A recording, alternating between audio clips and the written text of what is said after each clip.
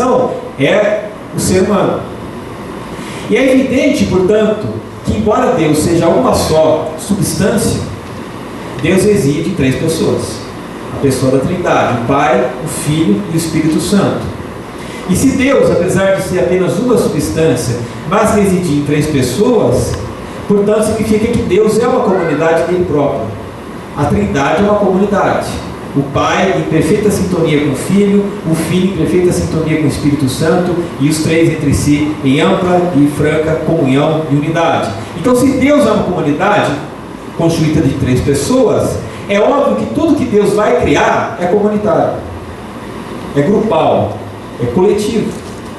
Então eles criam Adão e Eva, não apenas para que Adão e Eva possam desfrutar de todas as realidades da vida sexual e do prazer de estar no Éden. Ele cria o primeiro casal para que eles cresçam, para que eles formem um núcleo maior, uma família. Por isso que Deus diz: olha, está muito bem aí, vocês estão na lua de mel, está maravilhosa, estou gostando de ver, mas ele diz em seguida: cresçam, reproduzam-se e encham a terra. A partir de Adão e Eva, Deus está formando uma comunidade, porque Deus só pode gerar aquilo que Ele é. Então Ele sempre teve a intenção de que o ser humano vive inserido dentro de um grupo, em mais de um, numa comunidade, assim como Ele vive na Trindade. Isso quer dizer que qualquer ideia, qualquer escolha por solidão e isolamento, toda vez que alguma pessoa diz: eu não quero saber de igreja porque tudo que existe lá é hipocrisia, lavagem de dinheiro e falsidade, eu vou viver minha fé isolado, essa pessoa está completamente distante do objetivo de Deus, do projeto de Deus, porque Deus disse lá em Gênesis: não é bom que o homem esteja só. Por isso Ele cria Eva. E alguns dizem que Adão estava muito bem no Éden, até que veio Eva. Porque ele foi obrigado a entender a mulher. E até hoje ele não entende, né? E aí vem a sogra: bom, deixa pra lá. Mas Deus disse: não é bom que o homem esteja só.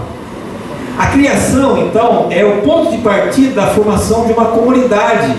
E a comunidade existe, toda ela existe para fornecer companhia, amor e sentido à vida. Então, quando Deus cria Adão e Eva, Ele cria um macho e uma fêmea. E aí você pode perceber a característica da comunidade, seja ela qual for. Toda comunidade vai ter um macho e uma fêmea. O que isso quer dizer? Que toda comunidade vai ser constituída de pessoas absolutamente diferentes, a partir da própria anatomia.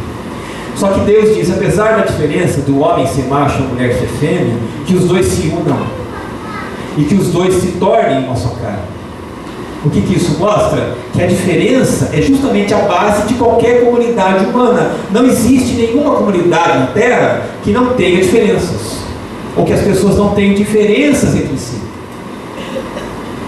Eu acho que, além de utópica, é infantil aquela ideia que as pessoas têm de fazer parte de uma comunidade, seja família, seja igreja, seja trabalho, onde todo mundo concorde com tudo o tempo todo, onde todo mundo diga amém o tempo todo, onde todo mundo pense igual o tempo todo. Isso é utopia. A coisa não é assim. A diferença é a base da relação humana. Não é na igualdade que a gente encontra amor, perdão, misericórdia. É justamente na diversidade, quando eu percebo que eu preciso entender o outro, quando eu preciso perdoar o outro, e quando eu entendo o meu chamado para ter tolerância na minha amizade com o outro. É aí que eu entendo que as coisas que me unem são maiores do que as coisas que me separam. Porque se uma comunidade é feita por Deus, há mais coisas que unem do que coisas que separam. Agora, antes da era pós-moderna que a gente vive, a maioria dos sociólogos dizem que na sociedade pré-industrial nós desfrutávamos de uma noção de comunidade, de uma noção comunitária muito mais forte. Por quê? Porque antes da Revolução Industrial, os vizinhos tinham que fazer absolutamente tudo sozinhos, tudo juntos. Não, ninguém fazia nada isolado. Os vizinhos trabalhavam lado a lado, eles tinham que plantar as coisas juntas. A economia era solidária, de fato. Por quê? Porque todo mundo plantava junto com o outro e vendia para o outro. Eles colhiam trigo, eles colhiam milho, plantavam suas sementes e vendiam seus produtos aos seus conhecidos. Isso fazia não só com que o comércio fosse estreito, não global, mas que também os laços afetivos e os laços de família fossem inclusivos. O que quer dizer? Que todo mundo era pai e mãe dos outros, que todos eram avós dos netos dos vizinhos, que eram tios dos vizinhos.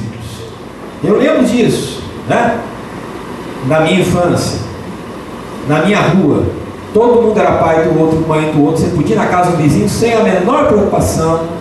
Seus pais não ficavam preocupados porque você estava na casa do vizinho lá no final da rua, porque todo mundo era pai do outro, mãe do outro, tia do outro, avô do outro. Os laços eram muito mais próximos. Agora, o que aconteceu? O Alain de Botton, que é um francês, radicado na Suíça, ele diz o seguinte, que nós começamos a nos afastar dos nossos vizinhos, a negligenciá-los, exatamente na mesma época em que a gente deixou de celebrar a Deus. O Alain de Botton é ateu. Só que ele está dizendo o seguinte, que lá no passado era a igreja que alimentava esse senso de vizinhança, cooperação, coletividade e comunidade do mundo. Quem influencia isso é a igreja. E na medida que a igreja foi perdendo o seu sentido para as pessoas perderam o sentido de coletivo, perderam o sentido de solidariedade, perderam o sentido de vizinhança, proximidade, comunidade. Né? É só você olhar em Roma, cristianismo em Roma, Atos 2, 42, 47, todos os que creram estavam juntos, tinham tudo em comum. Né? Tomavam suas refeições uns nas casas dos outros. Quem tinha mais distribuía com quem não tinha nada. E esse senso de hospitalidade, esse senso de compartilhar o que é do outro e ao outro, era muito comum. Agora, se você olhar em Gênesis, você vai perceber que quando Deus cria animais, e Ele cria depois o ser humano, há uma grande diferença. Porque quando Deus cria o ser humano, Ele acrescenta uma frase. Ele diz que criou os seres humanos à semelhança dele para refletir a natureza dele. Então Adão e Eva, eles recebem de Deus o mandato de refletirem em si a natureza de Deus. Isso quer dizer que toda e qualquer igreja, se é de Deus, ela tem que refletir a natureza de Deus. Porque se ela refletir qualquer outra coisa que não seja a natureza de Deus, ela pode ser qualquer outra coisa, menos igreja. Porque qualquer outra coisa que ela reflita, que não seja a natureza de Deus, vai descredenciá-la aos olhos de Deus e aos olhos do mundo. E você sabe qual é o problema hoje? A igreja, para muita gente, hoje virou um grande lugar de conquista. A igreja hoje virou um grande espaço onde eu entro, porque antes eu não acreditava em mim mesmo, mas eu entro à igreja e lá eu conquisto tudo que eu não tive na vida. Lá na igreja eu faço parte da produção de mitos de heróis. Porque parece que na igreja ninguém tem erro, parece que ninguém falha, parece que está todo mundo no topo, parece que está todo mundo nadando no dinheiro, parece que está todo mundo vendendo saúde, parece que está todo mundo o tempo todo dando risada, parece que está todo mundo muito bem o tempo todo. E onde também se está por causa de promessas e alianças com o poder político. Mas, queridos, a igreja é chamada a refletir a natureza de Deus. E o que é a natureza de Deus? Se você olhar para a Bíblia, você vai perceber três coisas que a igreja é chamada a refletir.